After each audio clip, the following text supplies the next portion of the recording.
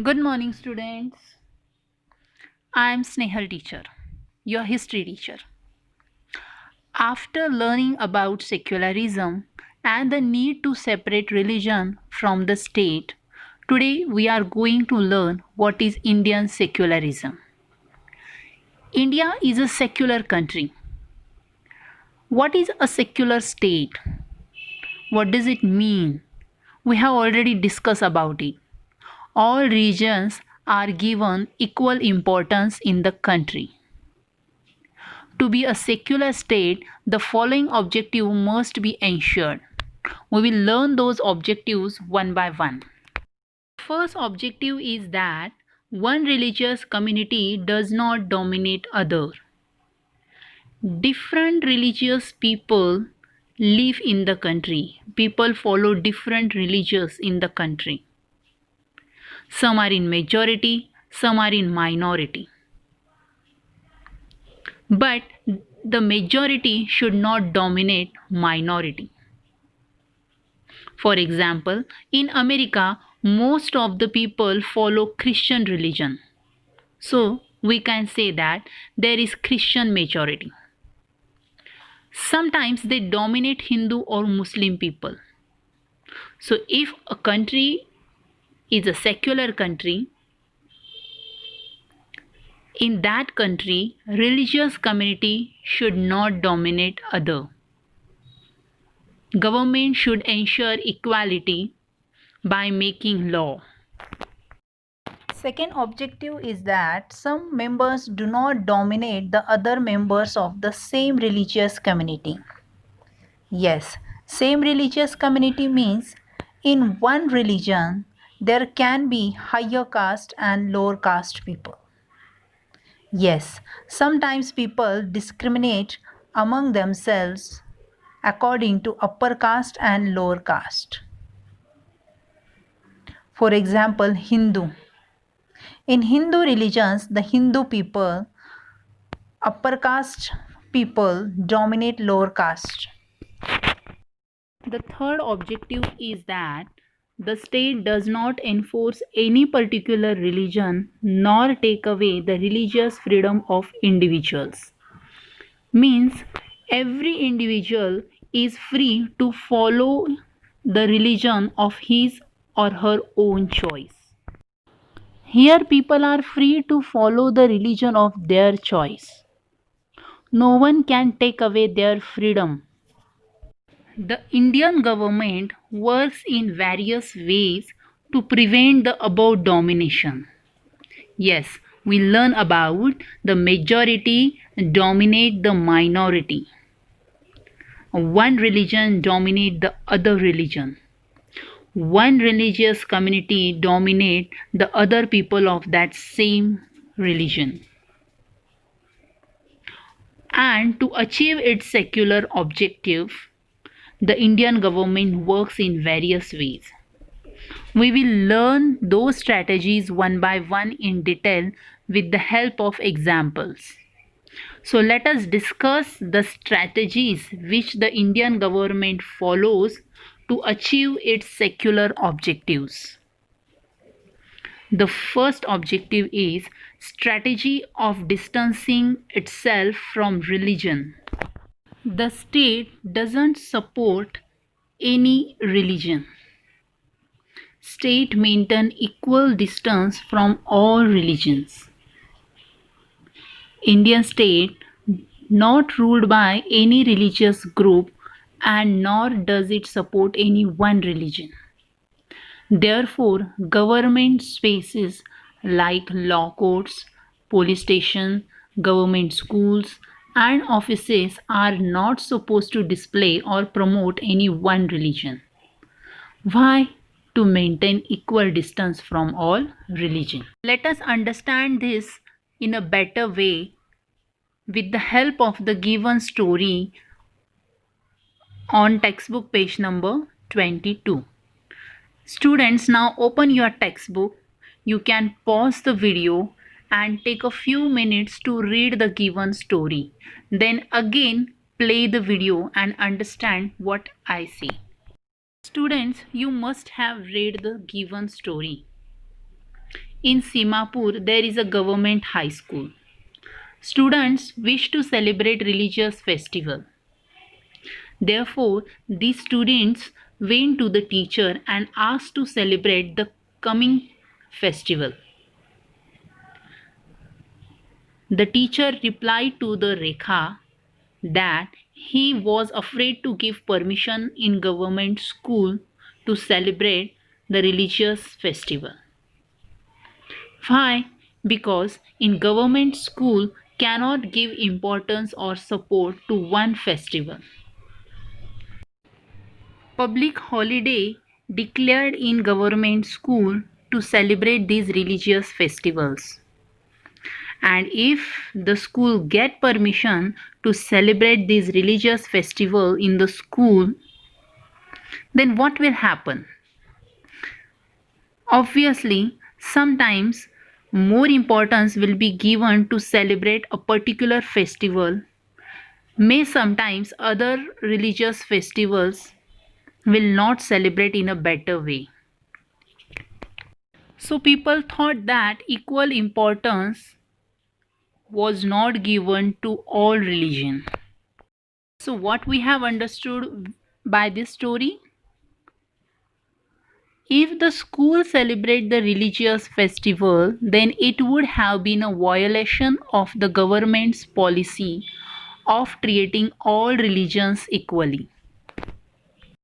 Therefore, the first strategy to ensure to achieve its secular objectives is to maintain distance from all religion. Second strategy is non-interference. Non-interference in the religious matter. Religious matters means what?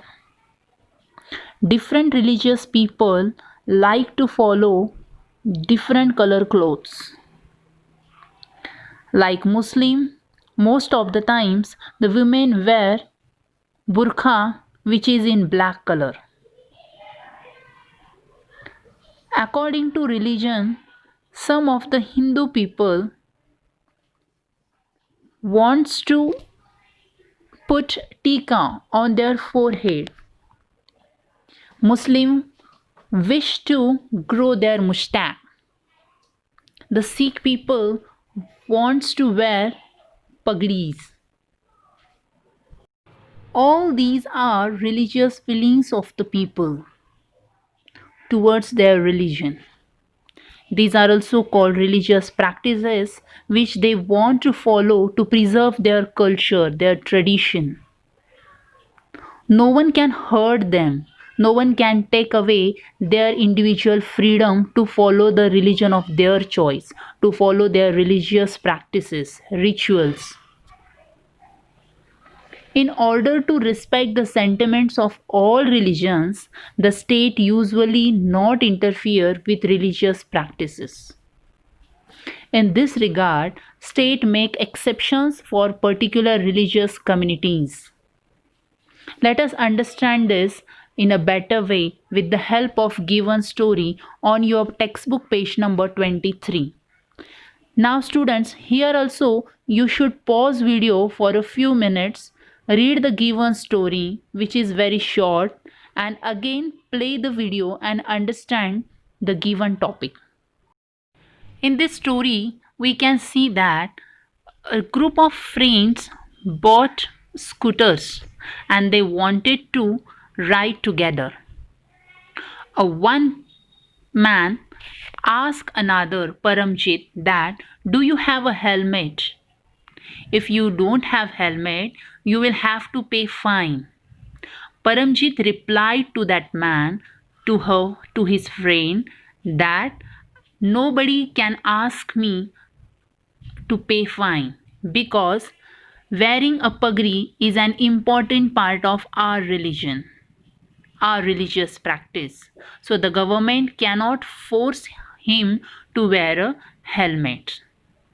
So in this way we can see that we can understand how the strategy of non-interference work in the religious matter.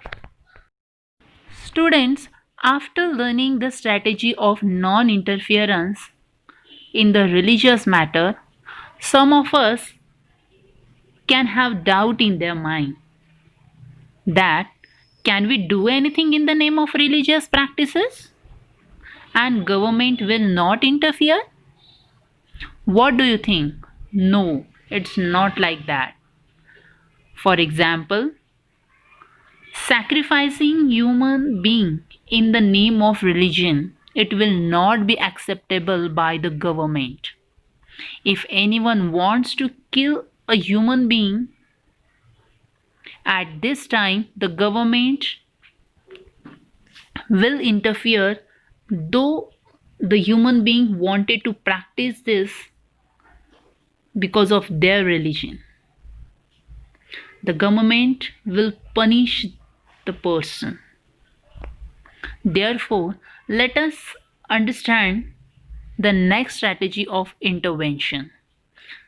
It means that when the government will interfere in our religious matter. The strategy of intervention. We can relate this with the practice of untouchability. Before independence, most of the people practiced untouchability. How? Like they discriminated between upper caste and lower caste. Most of the times, lower caste people were not allowed to take water from social places. They used to stay outside the villages. In this matter, the government interfere. The government ban untouchability. In order to prevent this, stop this, religion based exclusion and discrimination of lower caste, the Indian Constitution ban untouchability. Therefore, we can say that government can intervene time to time if anything wrong happens in the name of religion. In this way, the state adopts the strategy of intervention, not only to ban, to stop the things, but to promote the things. This intervention can also be in the form of support.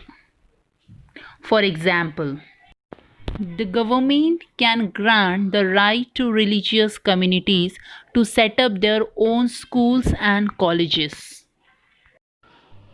After understanding about Indian secularism, let us discuss the difference between Indian secularism and secularism in other countries.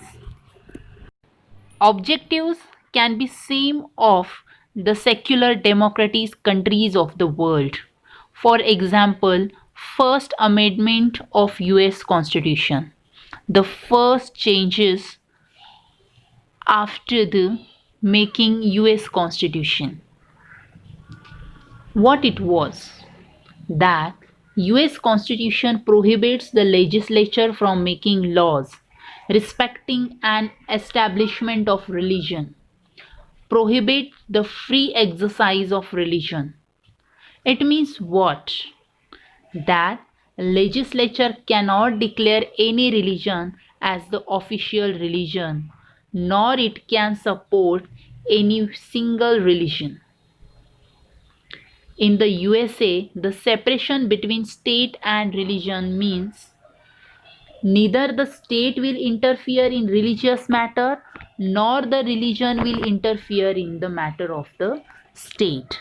It means the First Amendment of US Constitution made the strict separation between state and religion. There is a separation between state and religion that both of them do not interfere in each other's matter. This is also happens in India, but it is not so strict like USA. As we have already discussed that untouchability was banned by the Indian government, though it was practiced before independence, though the people wanted to practice it, but still the government interfered. It means though there is the policy like the strict separation between state and religion, but it is not so strict like USA. Sometimes government can interfere in the religious matters. It's not like USA. Yes, the Indian government time to time can interfere in religious matters if it will be harmful for the people. So, as we have discussed the first difference between Indian secularism and the secularism in other countries. What it is? Yes, though there is separation between state and religion, it is too strict in USA, but sometimes in India the government can interfere. The second difference is in India the government cannot interfere in religious matters to follow religious rituals, but it happen in other country. For example, in February 2004, France passed a law banning students from wearing any conspicuous religious or political signs or symbols, such as the Islamic headscarf, the Jewish skull cap, or large Christian crosses. But in India, people are free to wear gurkhas, they are free to apply tilak on their forehead. So, with non interference, with intervention, the Indian secularism is flexible and rigid also. And in other countries like France, the government interfere in religious practices. They are not free to follow their religious practices. Here we have completed our second lesson of social and political life, that is understanding secularism. Students, hope you have enjoyed it. Read the lesson at least 2 to 3 times and understand it better. Thank you.